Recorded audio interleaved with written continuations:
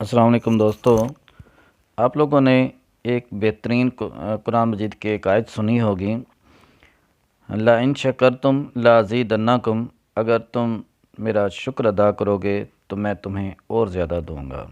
आज मैं आपको नेमत के नाशुक्री पर एक बेहतरीन वाक़या सुनाना चाहता हूँ। किसी मुल्क पर एक बादशाह हुकूमत करता था। वह अपनी रियाया में बहुत अजीज़ था और उसके मुल्क का हर ख़ास आम उससे खुश था। उसका वज़ीर भी अच्छा था। बादशाह रोज़ सुबह अल्लाह का नाम लेकर उठता और अपनी आवाम की भलाई के कामों में लग जाता। ज़िंदगी यूं ही गुज़र रही थी कि किसी दुश्मन मुल्क ने हमला कर दिया। बदकिस्मती से बादशाह को शिकस्त का सामना करना पड़ा और बादशाह को कैद में डाल दिया गया। मगर कैदी बादशाह बहुत फलाही काम करता था, लेकिन कैद होने के बाद वो सोचने लगा कि आखिर उससे कहाँ ऐसी कोई गलती या गुनाह हुआ जिसकी सज़ा मिल रही है। बादशाह कैद खाने में भी अल्लाह का शुक्र अदा कर रहा था और उसका खाना भी वक्त पर पहुंच जाता था, लेकिन जब दोपहर के खाने का वक्त होता था तो उसको शाही चावलों की खुशबू आने लगती थी।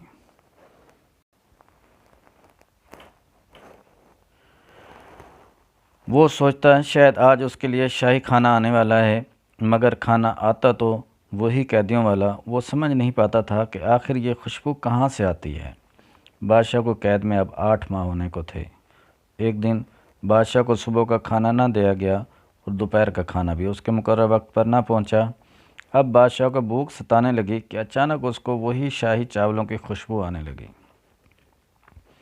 उसने अपने कैद खाने में मौजूद रोशनदान से आवाज़ लगाई कि अगर कोई अल्लाह का बंदा उस तरफ है तो मुझको खाने दे, मैं बहुत भूखा हूँ। कैद खाने के बाहर एक आदमी था। उसने कपड़े के अंदर कुछ खाना बांधकर रोशनदान से अंदर फेंक दिया। जब बादशाह ने कपड़ा खोला तो उसको ताज्जुब हुआ कि ये तो वही शाही चावल हैं जिसकी खुशबू रोज़ उसको आती थी। बादशाह ने फ़ौरन पूछा कि आप कौन हैं, और दीवार के उस पार से आवाज़ आई कि मैं एक फ़कीर हूँ और रोज़ भीख मांगने के लिए यहीं बैठता हूँ। ये सुनकर बादशाह को मज़ीद हैरानगी हुई, क्योंकि शाही चावल एक फ़कीर के पास कैसे आ सकते हैं। बादशाह ने अपने सवाल को फ़कीर के सामने रखा। बादशाह ने फ़कीर से पूछा कि ये चावल तुम्हारे पास कहाँ से आए। फ़कीर ने बादशाह को बताया कि वो उस वक्त जिस दीवार के साथ बैठा हुआ है उस दीवार से एक नाली निकल रही है जो कि महल के शाही बावर्ची खाने से है। वो रोज़ सुबह जब यहाँ आता है तो वो इस नाली के आगे एक कपड़ा बांध देता है, जिसकी वजह से बह कर आने वाला खाना और चावल उस कपड़े में रह जाता है और पानी आगे चला जाता है। फिर वो इस खाने को घर ले जाता है, इसमें से चावल अलग करके उनको धोता है और चावलों को सुखाकर जमा कर लेता है, और इस तरह से उसने काफ़ी चावल जमा कर रखे हैं। मगर अब वो ये खाना और जमा नहीं कर पा रहा, क्योंकि ये खाना तो उसने पहले हुक्मरान की हुकूमत में जमा किया था। उस फ़कीर ने निहायत अफसोस के साथ बताया कि शायद आपका बादशाह अपने मुलाजमीन को खाना पकाने में ज़रा एहतियात बरता है, और ये सुनते ही शायद बादशाह समझ गया कि आखिर उसको किस गुनाह की सज़ा मिली है। फ़कीर जब अपनी बात कह चुका तो उसने बादशाह से पूछा वो कौन है और कैद खाने में कैसे आया।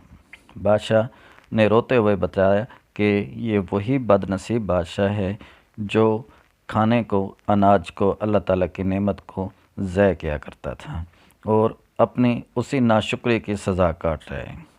दोस्तों, अल्लाह ताला की नेमत सिर्फ़ अनाज ही नहीं बल्कि हर वो हलाल चीज़ है जिसके इस्तेमाल से हमको सुकून फराहम होता है।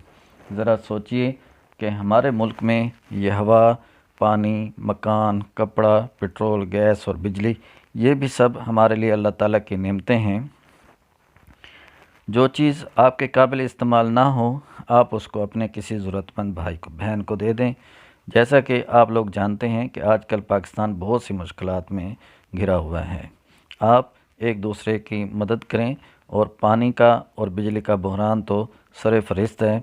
कहीं ये मुश्किलात भी सोचिए कि हमारी किसी कुफरान नेमत का नतीजा तो नहीं। अस्सलाम वालेकुम।